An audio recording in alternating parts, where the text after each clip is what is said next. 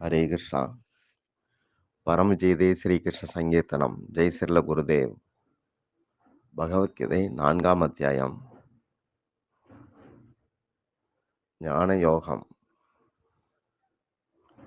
பதம் 7, 8. யதா யதா ஹி தர்மஸ்ய கிளானிர் பவதி பாரத அபியுக்தானம் அதர்மஸ்ய ததா ஆத்மானம் சுர்ஜாமி அகம்.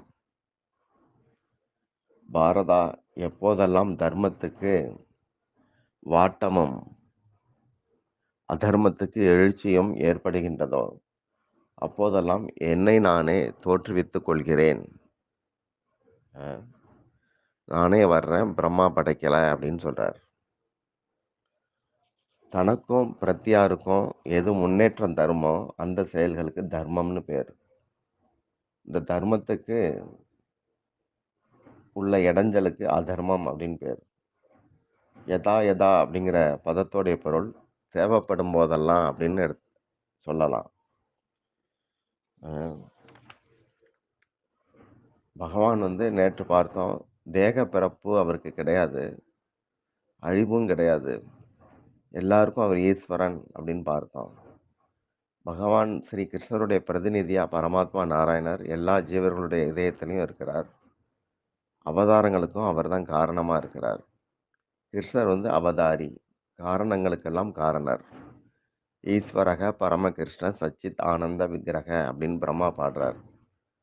அவதாரம் அப்படின்னா தன்னுடைய மேன்மையை விட்டுட்டு தன்னை சுருக்கி காட்டுறது. கணக்கற்ற எவ்வளவோ மலைகள் பிரம்மாண்டங்கள் இருக்கு, இதையெல்லாம் இறைவன் தான் தாங்குறார். ஆனால் ஒரு அவதார லீலையில் கோவர்த்தன மலையை கையில் தூக்கி காட்டி கிரிதாரி அப்படின்னு பேர் வாங்குறார். இறைவன் இப்படி பக்தர்களுக்காக இந்த மாதிரி லீலைகளை செய்யும்போது பக்தனுக்கு இந்த மாதிரி லீலைகள் தான் ஒரு உயிர் மாதிரி இருக்குது. இதை பேசும்போது கிடைக்கிற ஒரு ஆனந்தம் உலக செயல்கள்லையோ வேற எந்த நடவடிக்கையிலையோ பக்தனுக்கு கிடையாது. அப்போ என் பக்தனை நான் காப்பாற்றுறேன் அப்படிங்கிறது இது மாதிரியான லீலைகளை செய்து பக்தன் நிம்மதியாக இதை நினச்சிக்கிட்டு இருக்கிறதுக்கு பகவான் சாதுக்களை நான் ரட்சிக்கிறேன் அப்படின்னு சொல்கிறாரே, அதோடைய அர்த்தம் இப்படி தான் வருது.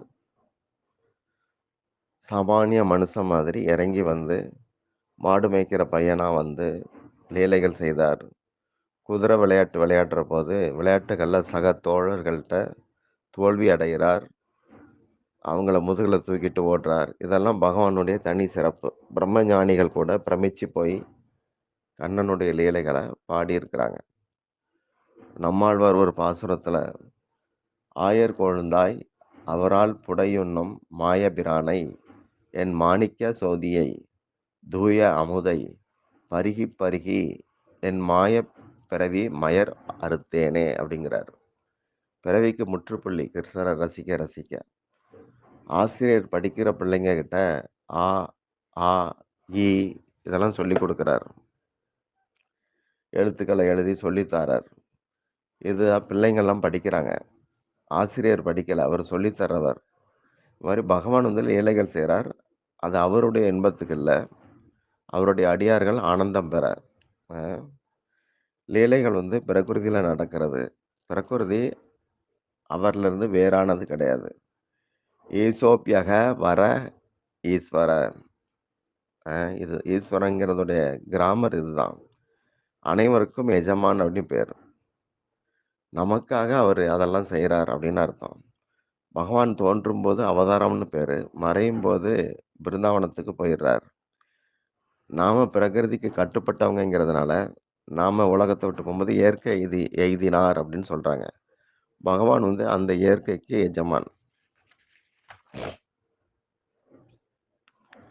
தாய் தந்தையர் நமக்கு சரீரம் கொடுக்குறாங்க.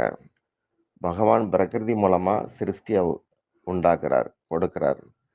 சரீரம் கணந்தோறும் மாறுது. அதே போல் பிரகிருதியும் இதே மாதிரி தான். காரிய உலகம்னு மாறியபடியே இருக்கும். எப்படி தீபம் எரியும்போது ஒரே தீ எரியல. அடுத்தடுத்த தீ எரியுது. ஆனா, அதுல இருக்கிற அந்த மாற்றம் பார்க்க காண முடியாது. இதே போல இடம், காலம் இதுல இந்த இந்த 2ம் சேர்ந்து தான் மாற்றங்கள வந்து உருவாக்கிக்கிட்டு இருக்கு. இந்த காலத்துக்கு அப்பாற்பட்டவரா பகவான் இருக்கிறதுனால, அவர்லயும் அவருடைய அங்கத்துவனுக்கான ஜீவனுடைய ஆன்மாவிலயும் மாற்றங்கள்ங்கிறது கிடையாது.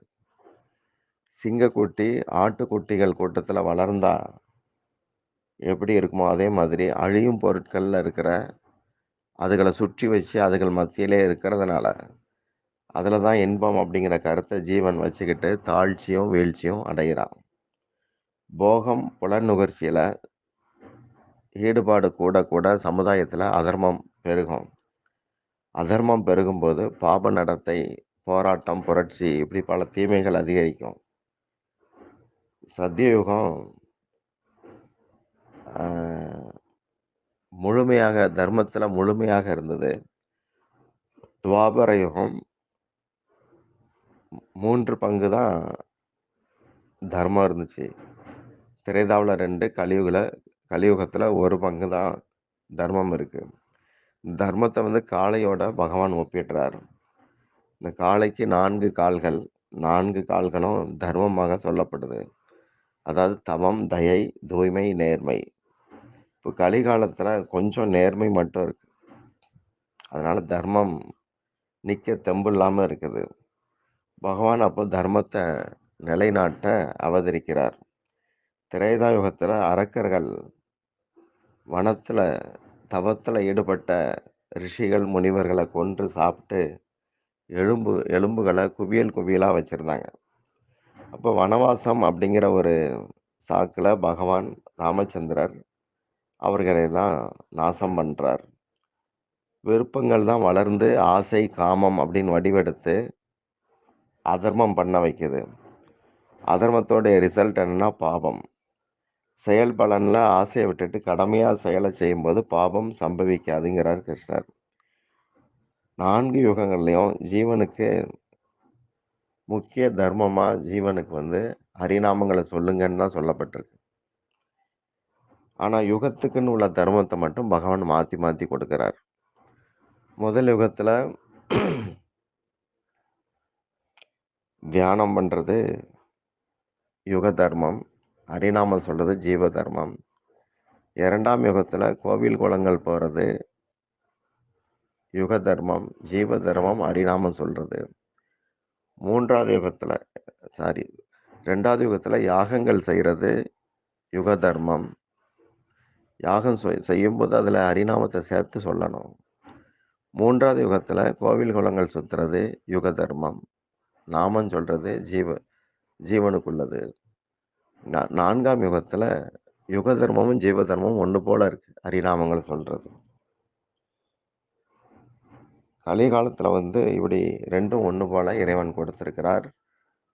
அதை செய்து காட்டவும் சைத்தன்ய மகாபிரபா வந்து நிறைவேற்றி இருக்கிறார்.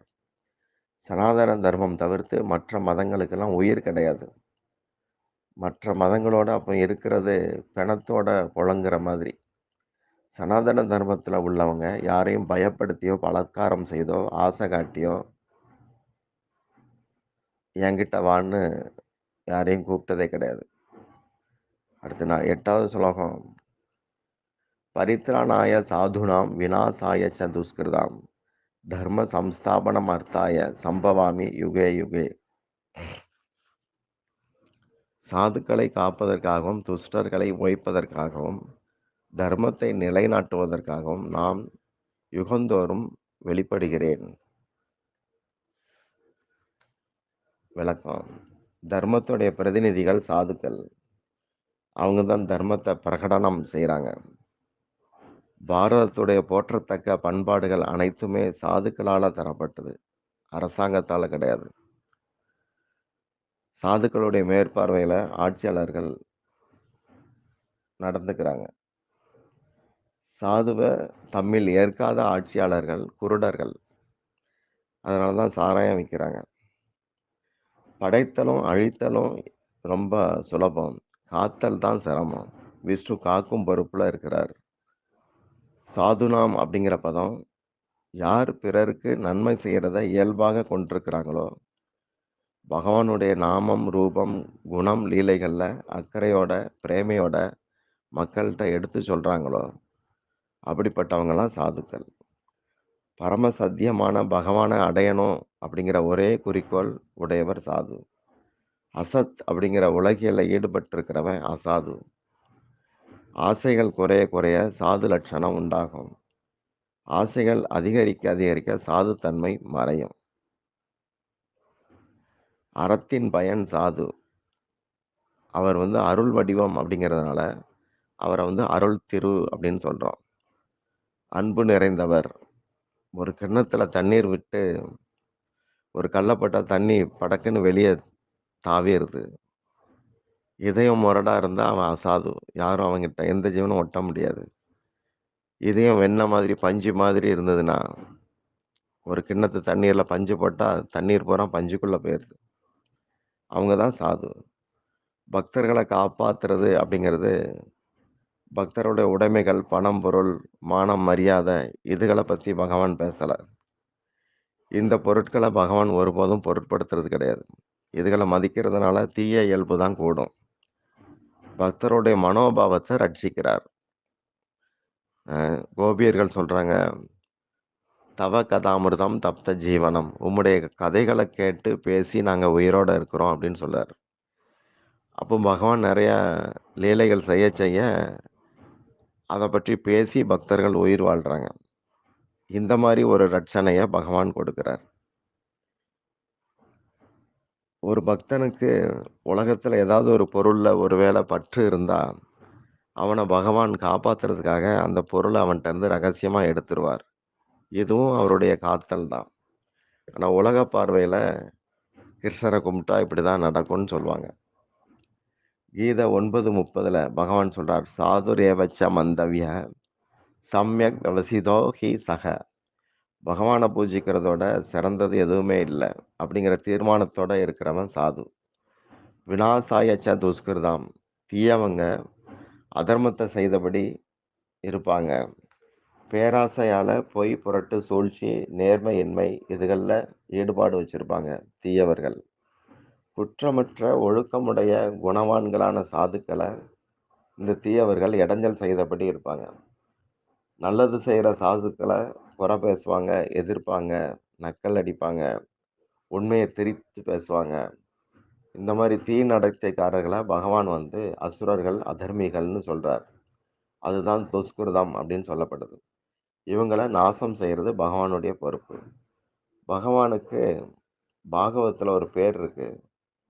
10வது காண்டம் 86, 59ல. பக்த பக்திமான். பக்தர்கள விரும்புறவர். பக்தர்கள் பாபத்த அழிக்கிறாங்க. பகவானோ பாபிகள அழிக்கிறார். பகவான் யாருக்கும் எதிரி கிடையாது. எல்லா பிராணிகளுக்கும் நலம் விரும்பி தான் அவர். ஆனா பக்தர்களுக்கு தீங்கு செய்யறவன பகவான் விரும்புறதில்ல.